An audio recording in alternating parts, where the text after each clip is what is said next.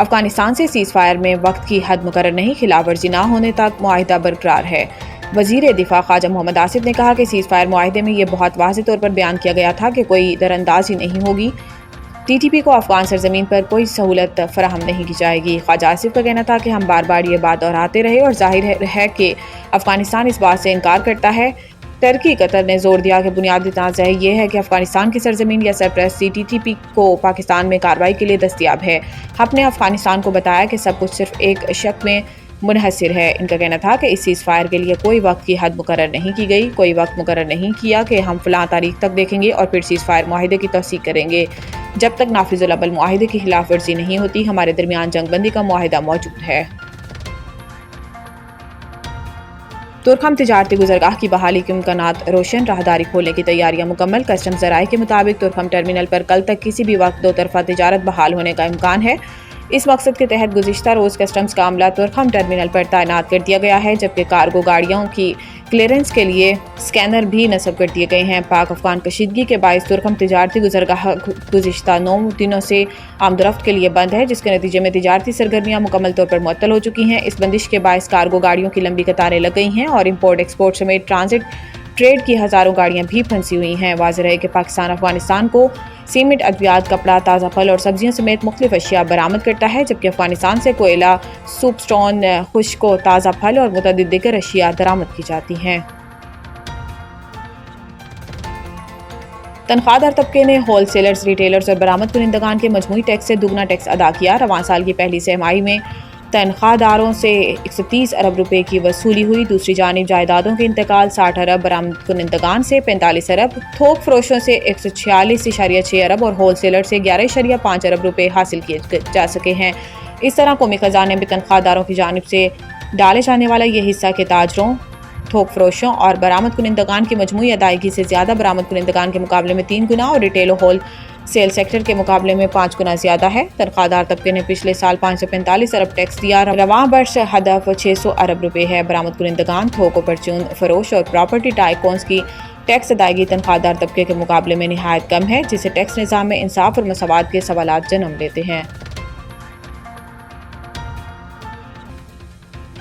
علی امین گنڈاپور کے ناقابل ضمانت وارنٹ گرفتاری جاری، گرفتار کر کے پیش کرنے کا حکم۔ اسلام آباد کی عدالت نے سابق وزیر اعلیٰ کے پی کے علی امین گنڈاپور کے وارنٹ گرفتاری جاری کر دیے۔ اسلام آباد کے ڈسٹرکٹ اینڈ سیشن کورٹس میں جوڈیشل مجسٹریٹ مبشر حسن نے سابق وزیر اعلیٰ خیبر پختونخوا علی امین گنڈاپور کے خلاف شراب و اسلحہ برآمدگی کیس کی سماعت کی۔ کیس کال ہونے کے باوجود علی امین گنڈاپور آج عدالت میں پیش نہیں ہوئے، جس پر عدالت نے مسلسل غیر حاضری پر ان کے ناقابل ضمانت وارنٹ گرفتاری جاری کر دیے۔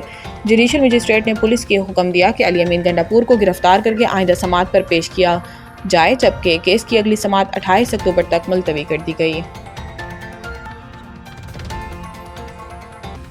بھارتی دارالحکومت دنیا کا آلودہ ترین شہر قرار، لاہور بھی خطرناک آلودگی کی لپیٹ میں۔ عالمی خبر رساں اداروں کے مطابق بھارت میں دیوالی کے موقع پر آتش بازی کے باعث فضائی آلودگی خطرناک حد تک بڑھ گئی ہے، جس کے نتیجے میں دارالحکومت نئی دہلی کا ایئر کوالٹی انڈیکس 772 AQI تک جا پہنچا، جس سے ماہرین انسانی صحت کے لیے انتہائی نقصان دہ تصور کرتے ہیں۔ بھارت میں دیوالی کی تقریبات کے اثرات سرحد پار پاکستان میں بھی محسوس کیے جا رہے ہیں، جس کے باعث لاہور سمیت پاکستان کے مشرقی شہروں کی فضا میں آلودگی نمایاں طور پر بڑھ رہی ہے۔ انڈیکس کے مطابق لاہور آج دنیا کا دوسرا آلودہ ترین شہر ہے، جہاں علی الصبح شہر کا ایئر کوالٹی انڈیکس 245 ریکارڈ کیا گیا۔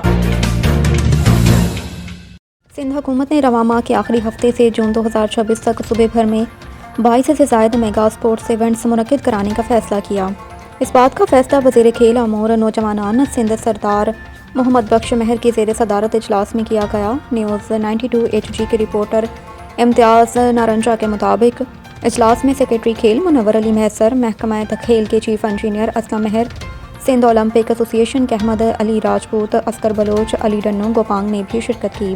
اجلاس میں 35ویں نیشنل گیمز، آئندہ سال سندھ گیمز 2026، ترجیح ریلی سمیت بڑے میگا ایونٹس کرانے سے متعلق تفصیلی بریفنگ بھی دی گئی۔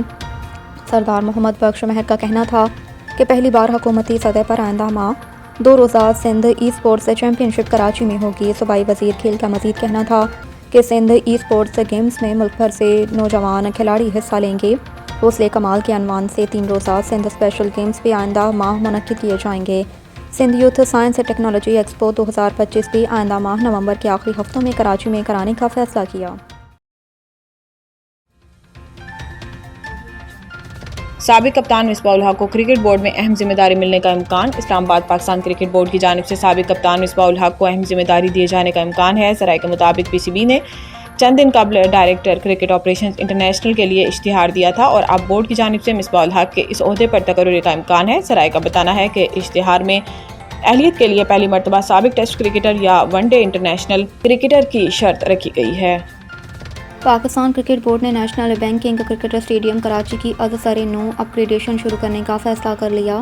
نیوز 92 HG کے رپورٹر امتیاز نارنجا کے اس منصوبے پر عملی کام آئندہ ماہ سے شروع کیا جائے گا۔ ذرائع کا کہنا ہے کہ نیشنل بینک اسٹیڈیم کے تمام پرانے اسٹینڈز کو گرا کر جدید طرز پر دوبارہ تعمیر کیا جائے گا، جبکہ اسٹیڈیم کے ویو کو بہتر بنانے کے لیے اسٹینڈز کے باہر نصب جنگلے ختم کیے جائیں گے۔ رپورٹس کے مطابق نئے انکلیوزر کا ڈیزائن لاہور کے قذافی اسٹیڈیم سے مماثلت رکھے گا، تاہم چھتوں کی تنصیب کا مرحلہ بعد میں مکمل کیا جائے گا۔ دوسری جانب ذرائع نے بتایا کہ اسلام آباد میں زیر تعمیر نئے کرکٹ اسٹیڈیم کا انتظامی کنٹرول CCDA کے پاس موجود ہے۔